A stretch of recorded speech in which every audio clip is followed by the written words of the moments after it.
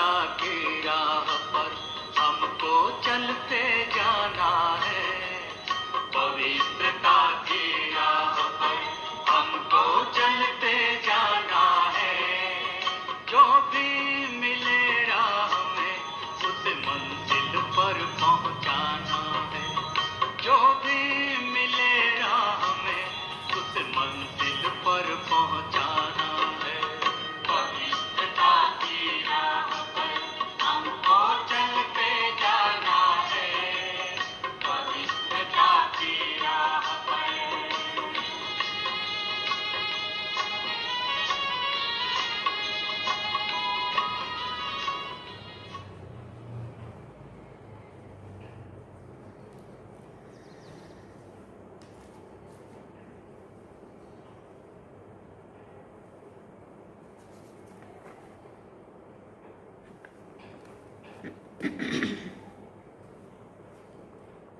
ओम शांति।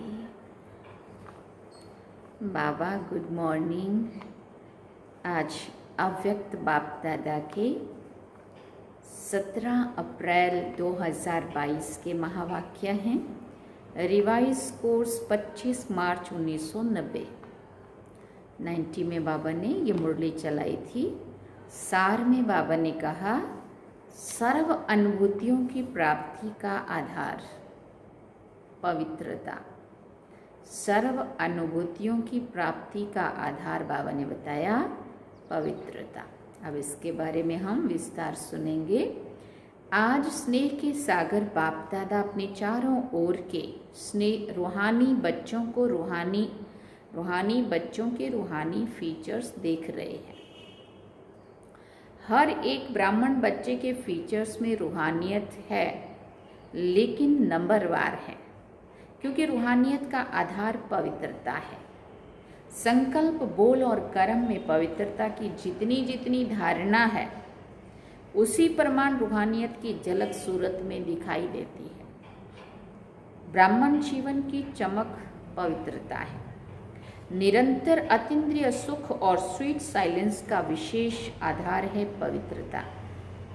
पवित्रता नंबरवार है तो इन अनुभूतियों की प्राप्ति भी नंबरवार है। अगर पवित्रता नंबर 1 है तो बाप द्वारा अनुभूतियों की प्राप्ति भी नंबर 1 है। पवित्रता की चमक स्वतः ही निरंतर चेहरे पर दिखाई देती है। पवित्रता की रूहानियत के नयन सदा ही निर्मल दिखाई देंगे। निशानी बता रहे बाबा, सदा नयनों में रूहानी आत्मा और रूहानी बाप की झलक अनुभव होगी।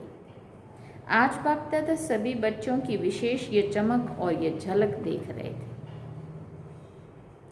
आप भी अपनी रूहानी पवित्रता के फीचर्स को नॉलेज के दर्पण में देख सकते हो, क्योंकि विशेष आधार पवित्रता है।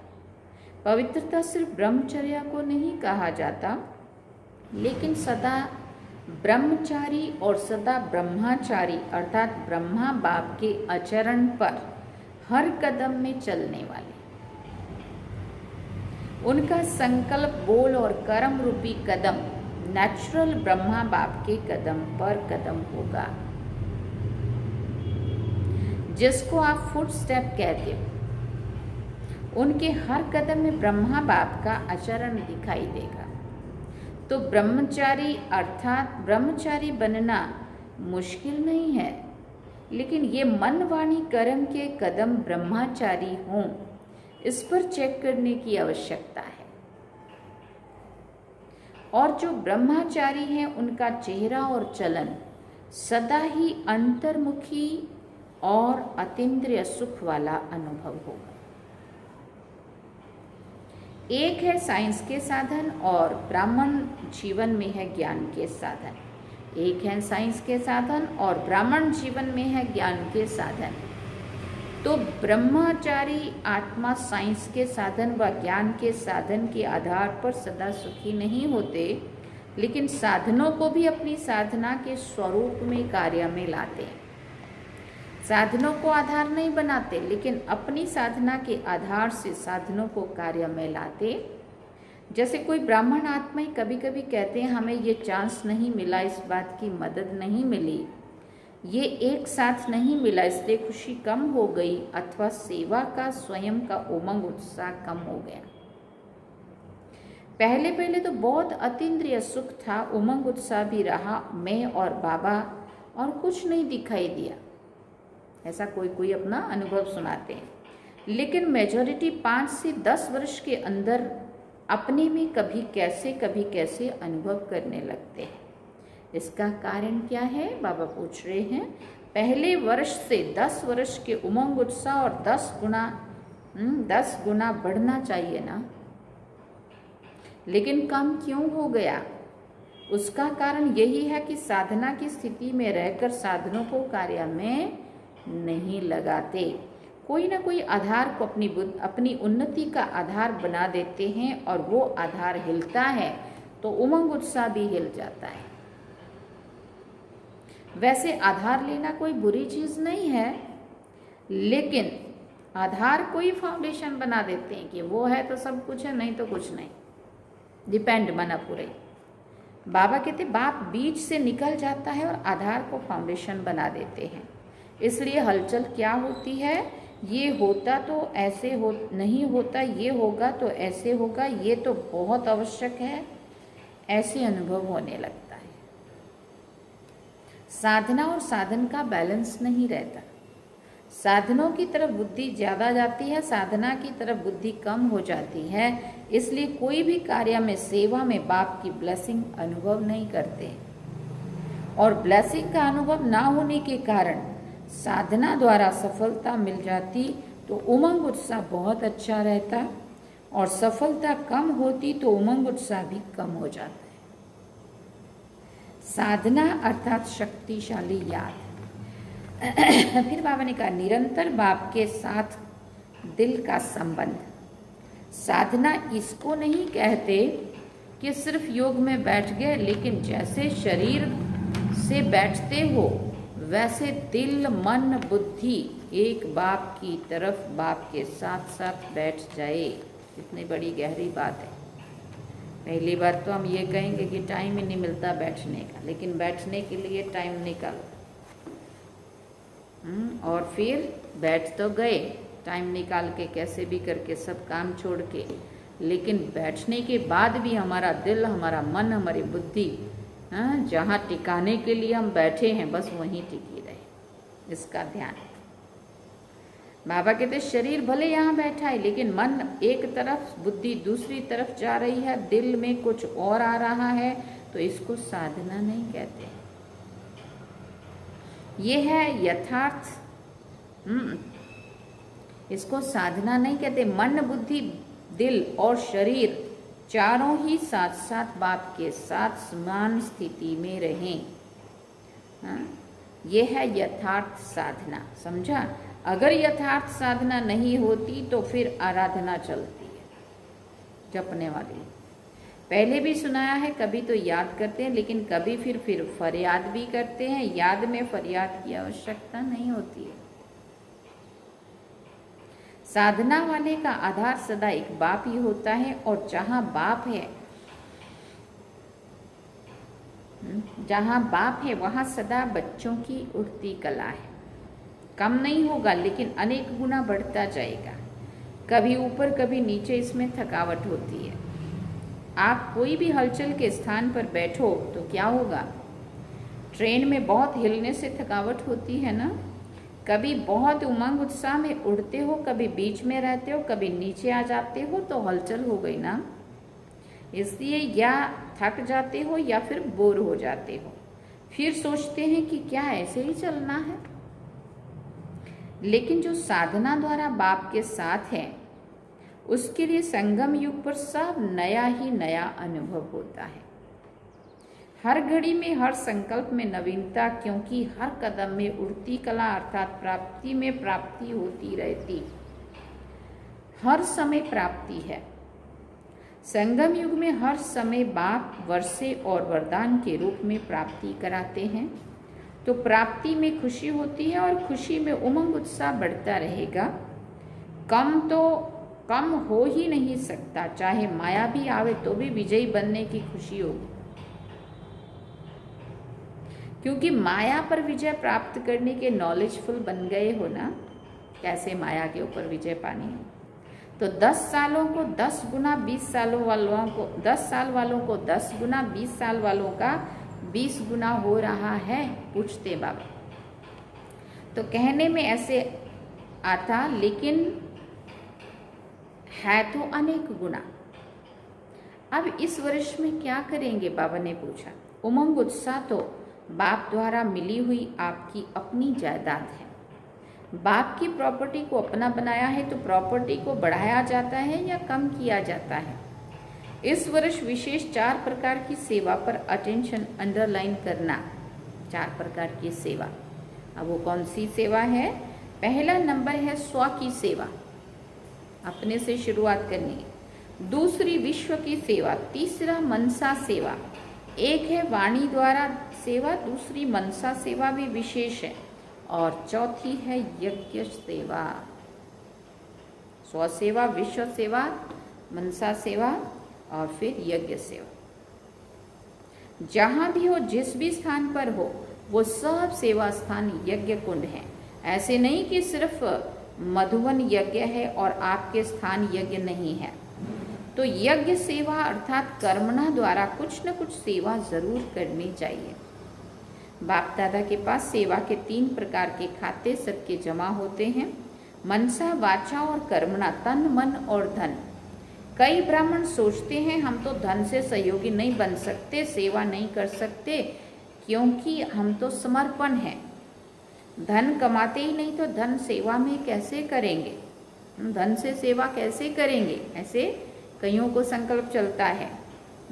लेकिन बाबा ने कहा, लेकिन समर्पित आत्मा अगर यज्ञ के कार्य में इकोनॉमी करती है अपने अटेंशन से, तो जैसे धन की इकोनॉमी की, वो एक नामी इकोनॉमी वाला धन अपने नाम से जमा होता है।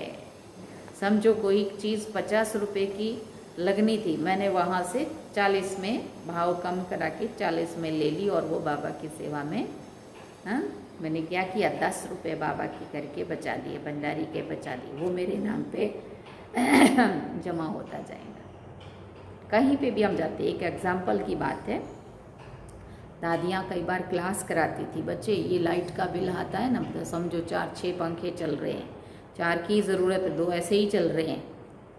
हाँ, ज़रूरत है वहाँ तो लगाना है, वो फिर कंजूसी नहीं करना है, तकलीफ़ में नहीं रहना है। लेकिन वेस्ट जा रहा हो उसको अगर आपने बचा लिया तो ये आपका उस इकोनॉमी जो करी ना, वो आपके खाते में जमा होगी, और वो आपका समझो अगर 2000 बिल आना था और 1800 भी आया, आपने इतने समझदारी से काम किया, तो जो 200 रुपये बचा वो जिसने बचत की उसके नाम पे बाबा जमा कर देगा, इसने इतनी यज्ञ सेवा इतने बचा लिया, है ना। तो ऐसे ऐसे कई उदाहरण है। पानी है, वेस्ट जा रहा है, हम उस पानी को, मोटर चल रही है, मोटर जितनी ज़्यादा देर चलेगी टैंकी ओवरफ्लो होती रहेगी, पानी वेस्ट जा रहा है, वो बोझा चढ़ता है। और अगर हमने टाइम से जितना चाहिए उतना लिया और उसको फिर ध्यान से बंद कर लिया, संभाल को, बाबा के घर की कोई भी चीज़ आप लाते हैं, संभाल से उसको यूज़ करते हैं, वो ज़्यादा देर अपने को चलती है, नहीं तो घड़ी घड़ी बिगड़े, जो मेंटेनेंस का खर्चा है वो अपने माथे बोझ। और अगर हमने उसको चीज़ को सही से चलाया तो जो हमने उसकी लंबी आयु करी और संभाल के चलाया और बिगड़ने से बचाया, वो भी हमारी बचत हमारे खाते में जमा होगी। ऐसे कई उदाहरण हैं, मतलब हम कैसे बाबा के घर की बचत करके और कैसे हम यज्ञ सेवा में अपना धन जमा कर सकते हैं। तो बाबा ने कहा यह सूक्ष्म खाता है, जैसे धन की इकोनॉमी की, वो इकोनॉमी वाला धन अपने नाम से जमा होता है, ये सूक्ष्म खाता है। अगर कोई नुकसान करता है तो खाते में बोझ जमा होता है। अब बोझ कैसे कैसे जमा होता है, समझो हम भंडारे की सेवा कर रहे हैं, बनाना था 4 लोगों का, बन गया 10, 12, 15 लोगों का, अब जो बच गया और हमने फेंक दिया या हमने कर दिया, वो बाबा के यज्ञ की वेस्टेज हुई, उससे बोझा चढ़ता है। चीज़ पड़ी है, फेंक रहे हैं, तो बोझा चढ़ता है। अगर उसको सफल कर रहे हैं, या जितनी चाहिए सिर्फ उतनी मंगा रहे हैं, तो वो सफल होता है। बड़े इसके बारे में सोचने जैसा है। बाबा कहते अगर कोई नुकसान करता है तो खाते में बोझ का जमा होता है, और इकोनॉमी करते तो उसका धन के खाते में जमा होता है। यज्ञ का एक एक कणा मुहर के समान है। अगर यज्ञ की दिल से इकोनॉमी करते हैं तो उसकी मुहरें मुट्ठी इकट्ठी होती रहती हैं। दूसरी बात, अगर समर्पित आत्मा सेवा द्वारा दूसरों के धन को सफल कराती है, समझो किसी को आपने बाबा के यज्ञ के प्रति भावना बिठाई और उसने आपके उस भावना बिठाने से अपना कुछ बाबा के यज्ञ में सफल किया, क्योंकि अगर उसने भावना नहीं बिठाई होती और वो नहीं करता तो उसका भी भाग्य नहीं बनता था। उसका भाग्य बनाने के जो निमित्त बना उसका भी उसमें से भाग्य जमा होता है, तो उसमें से भी उसका शेयर जमा होता है। इसलिए सभी प्रकार का 3 प्रकार का खाता है, तीनों खाते की परसेंटेज अच्छी होनी चाहिए। कोई समझते हैं हम तो वाचा सेवा में बहुत बिजी रहते हैं, हमारी ड्यूटी ही वाचा की है, मनसा और कर्मणा में परसेंटेज कम होती है। लेकिन ये भी बहाना नहीं चलेगा। वाणी के समय अगर मनसा और वाचा की इकट्ठी सेवा करो तो क्या रिजल्ट होगी। मनसा और वाचा इकट्ठी सेवा हो सकती है ना, लेकिन वाचा सहज है, मनसा में अटेंशन देने की बात है। इसलिए वाचा को तो वाचा का तो जमा हो जाता है, लेकिन मनसा का खाता खाली रह जाता है। और वाचा में तो बाप से भी सभी होशियार हैं। देखो आजकल बड़ी दादियों से अच्छे भाषण छोटे छोटे करते हैं, क्योंकि न्यू ब्लड है ना। आगे भले आगे जाओ, बाप दादा खुश होते हैं, लेकिन मनसा का खाता खाली रह जाएगा, क्योंकि हर खाते की 100% मार्क्स है। सिर्फ स्थूल सेवा को कर्मणा सेवा नहीं कहते। कर्मणा अर्थात संगठन में संबंध में आना, ये कर्म के खाते में जमा होता है ना। तो कईयों के 3 खाते में बहुत फर्क है और वो खुश होते रहते हैं कि हम बहुत सेवा कर रहे हैं, हम बहुत अच्छे हैं, लेकिन वो सभी सब्जेक्ट में हम अच्छे मार्क्स लेके पास हो जाएंगे वो नहीं पता है। देखो ये बहुत ध्यान देने वाली बात है। तो कईयों के तीनों खाते में बहुत फर्क है, वो खुश होते रहते हैं कि हम तो बहुत सेवा कर रहे हैं, बहुत अच्छे हैं। भले खुश रहो, लेकिन खाता खाली भी नहीं रहना चाहिए, क्योंकि बाप दादा तो बच्चों के स्नेही है ना। फिर ऐसा उलाना नहीं देना कि हमको इशारा भी नहीं दिया गया कि ये भी होता है। उस समय बाप दादा ये पॉइंट याद कराएगा, टीवी में चित्र सामने आ जाएगा। इसलिए इस वर्ष सेवा भले बहुत करो, लेकिन ये तीनों प्रकार के खाते और चारों प्रकार की सेवा साथ साथ करो। वाचा का तरफ भारी हो जाए और मनसा तथा कर्मणा हल्का हो जाए तो क्या होगा, बैलेंस नहीं रहेगा। बैलेंस ना रहने के कारण उमंग उत्साह भी नीचे ऊपर होता है। एक तो अटेंशन रखना, लेकिन बाप दादा बार बार कहते हैं अटेंशन को टेंशन में नहीं बदलना। कई बार अटेंशन को टेंशन बना देते हैं, ये भी नहीं करना। इतनी मतलब अपनी जिम्मेवारी का वो टेंशन ले लेते हैं कि ज़्यादा ही बाबा कहते अपनी अवस्था ही हलचल में ला देते। सहज और नेचुरल अटेंशन रहे। डबल लाइट स्थिति में नेचुरल अटेंशन होता ही है। अच्छा, सदा अपने चेहरे और चलन में पवित्रता के रूहानियत की चमक वाले, सदा हर कदम में ब्रह्मचारी श्रेष्ठ आत्माएं, सदा अपनी सेवा के सरब खातों को भरपूर रखने वाले, सदा दिल से अपनी उन्नति का दृढ़ संकल्प करने वाले, सदा स्व उन्नति प्रति स्वयं को नंबर 1 आत्मा निमित्त बनाने वाले, ऐसे बाप के प्यारे और विशेष ब्रह्मा माँ के प्यारे। आज माँ का दिन मनाया जाता है ना, शुक्रवार को संतोषी माता का होता है। तो ब्रह्मा माँ के राज दुलारे बच्चों को ब्रह्मा माँ की और विशेष बाप की भी दिल से याद प्यार और नमस्ते। हम रूहानी बच्चों की भी रूहानी माता पिता बाप दादा को दिल व जान सिकवा प्रेम से याद प्यार, गुड मॉर्निंग, नमस्ते, थैंक यू बाबा, शुक्रिया बाबा। अब बाबा ने मधुवन निवासियों से बात करी। बाबा ने कहा मधुवन निवासियों को अच्छे और गोल्डन चांस मिलते हैं, इसलिए ड्रामा अनुसार जिन्हें बार बार गोल्डन चांस मिलते हैं उन्हें बाप दादा बड़े ते बड़े चांसलर कहते हैं। सेवा का फल और बल दोनों ही प्राप्त होता है। बल भी मिल रहा है, सेवा वो बल सेवा कर रहा है और सदा फल शक्तिशाली बनाए आगे बढ़ रहा है। सबसे ज़्यादा मुरलियाँ कौन सुनता है? मधुवन वाले। दूर दूर से तो हम एक बार साल में 2 बार बाबा मिलन करते, मधुवन वाले तो रोज करते हैं। अब तो अच्छा है ना, ऑनलाइन हो गया इसलिए सब कर पा रहे हैं। लेकिन ये 90 की मुरली है। उस ज़माने में टीवी में भी कभी बाबा आएगा ऐसा नहीं था, है ना। अब तो सभी बराबर मिल रहे हैं, वहाँ बैठ के भी टीवी में ही मिल रहे हैं और हम यहाँ बैठ के भी टीवी में ही देख रहे हैं। बाबा ने कहा सबसे ज़्यादा मुरलियाँ कौन सुनते हैं? मधुवन वाले। तो वो गिनती से मुरलियाँ सुनते हो और आप सदा ही मुरलियाँ सुनते रहते हो। सुनने में भी नंबर 1 हो और करने में भी, हाँ, सुनने में भी नंबर 1 हो और करने में भी नंबर 1 हो या कभी 2 हो जाता है? पूछते हैं बाबा। जो स्मीप होती है उस पर विशेष हुज्जत होती है, तो बाप दादा की भी विशेष हुज्जत है, करना ही है और नंबर 1 करना है। किसी से भी नंबर पीछे नहीं, सब जमा के खाते नंबर 1 फुल होने चाहिए। एक भी खाता जरा भी खाली नहीं होना चाहिए। जैसे मधुवन में सर्व प्राप्तियां चाहे आत्मिक चाहे शारीरिक सब नंबर 1 मिलती हैं, ऐसे अब करने में सदा नंबर 1 की निशानी है हर बात में विन करना। अगर विन है माना विजयी है, तो 1 जरूर है। विन कभी कभी है तो नंबर 1 नहीं है। अच्छा, सेवा की मुबारकें सेवा के सर्टिफिकेट तो बहुत मिले हैं। और कौन से सर्टिफिकेट लेने हैं? एक देखो बाबा बता रहा है, अपने पुरुषार्थ में दिल पसंद हो, दूसरा प्रभु पसंद और तीसरा परिवार पसंद।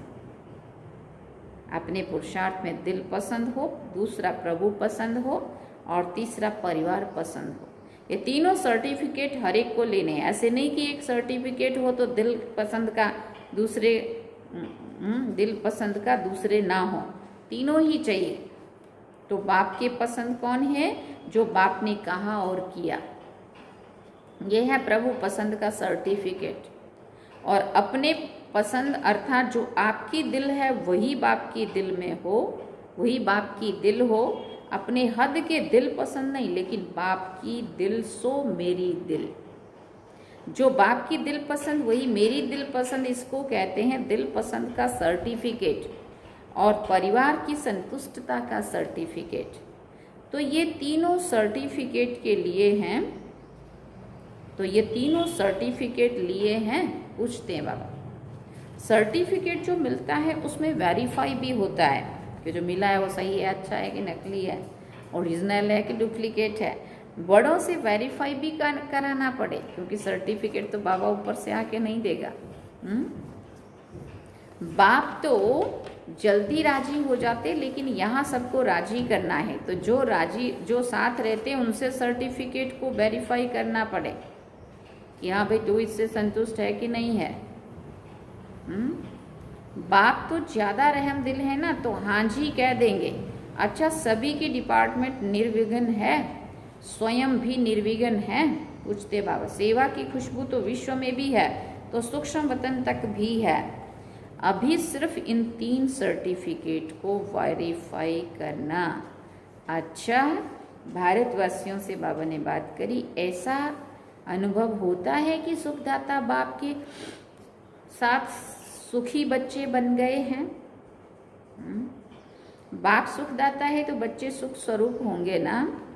कभी दुख की लहर आती है, फिर पूछ रहे हैं बाबा, सुखदाता के बच्चों के पास दुख आ नहीं सकता, क्योंकि सुखदाता बाप का खजाना अपना खजाना हो गया है। सुख अपनी प्रॉपर्टी हो गई। सुख, शांति, खुशी, शक्ति, खुशी आपका खजाना है। बाप का खजाना सो आपका खजाना हो गया। बालक सो मालिक होना। अच्छा, भारत भी कम नहीं है, हर ग्रुप में पहुंच जाते हैं, बाप भी खुश होते हैं। 5000 वर्ष से खोए हुए फिर से मिल जाएं तो कितनी खुशी होती है। अगर कोई 10-12 वर्ष का खोया हुआ भी फिर से मिलता है तो कितनी खुशी होती है। और ये 5000 वर्ष बाप और बच्चे अलग हो गए और अब फिर से मिल गए, इसलिए बहुत खुशी है ना। सबसे ज़्यादा खुशी किसके पास है? फिर पूछते बाबा। सभी के पास है, क्योंकि ये खुशी का खजाना इतना बड़ा है, जो कोई कितना भी लेवे, जितना भी लेवे अखुट है, इसलिए हर एक अधिकारी आत्मा है। ऐसे है ना। संगम युग को कौन सा युग कहते हैं? संगम युग खुशी का युग है। खजाने ही खजाने हैं, जितने खजाने चाहो उतना भर सकते हो। धनवान भव का सर्व खजाने भव का वरदान मिला हुआ है। सर्व खजानों का वरदान प्राप्त है। ब्राह्मण जीवन में तो खुशियां ही खुशियां हैं। ये खुशी कभी गायब नहीं हो जाती है ना। माया चोरी तो नहीं करती है ना खजानों की। जो सावधान होशियार होता है उसका खजाना भी कभी कोई लूट नहीं सकता। जो थोड़ा सा अलबेला होता है उसका खजाना लूट लेते हैं।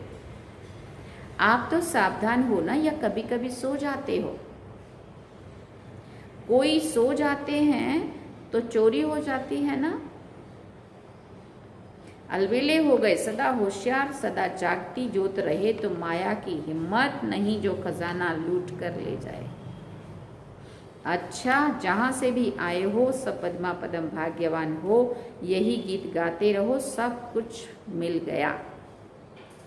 21 जन्मों के लिए गारंटी है कि ये खजाने साथ रहेंगे।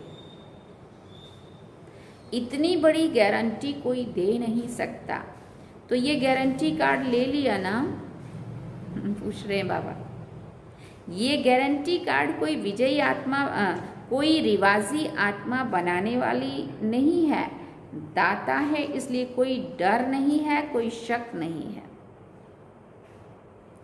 अच्छा, अभी बाबा का वरदान सुनते हैं। फॉलो फादर करते हुए स्पूत बन, हर कर्म में सबूत देने वाले सफलता स्वरूप भव। जो फॉलो फादर करने वाले बच्चे हैं वही समान हैं, क्योंकि जो बाप के कदम वो आपके कदम।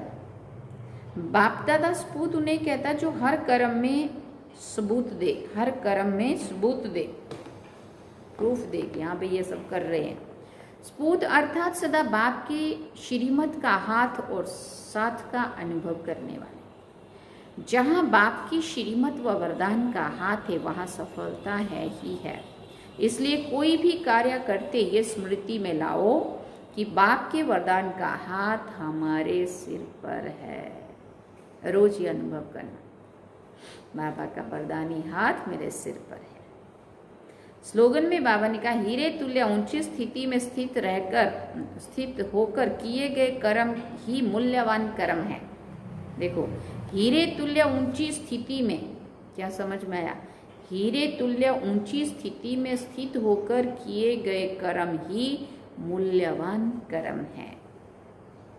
अच्छा, ओम शांति। सूचना है, आज मास का तीसरा रविवार है। सभी राजयोगी तपस्वी भाई बहनें शाम को 6:30 से 7:30 बजे तक विशेष योगाभ्यास के समय अपने इष्ट देव रहमदिल दाता स्वरूप में स्थित होकर भक्तों की मनोकामनाएं पूर्ण करने की सेवा करें।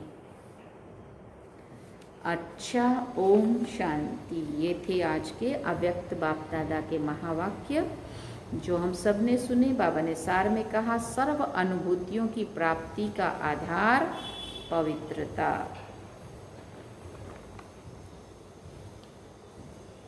चलो, अभी शाम को हम सभी योग करेंगे 6:30 से 7:30। अब हम बाबा को याद करते हैं।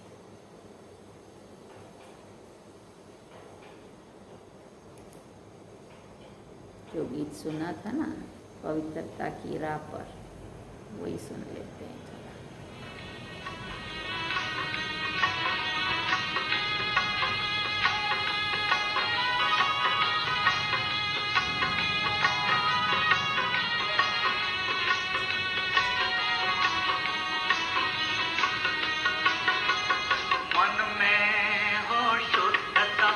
दृष्टि निर्विकारी हो, मन में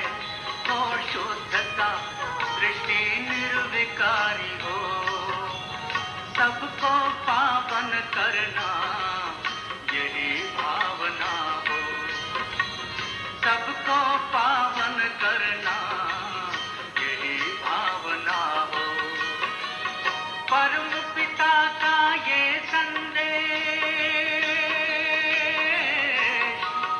परम पिता का ये संदेश, सबको यही सुनाना है। मित्रता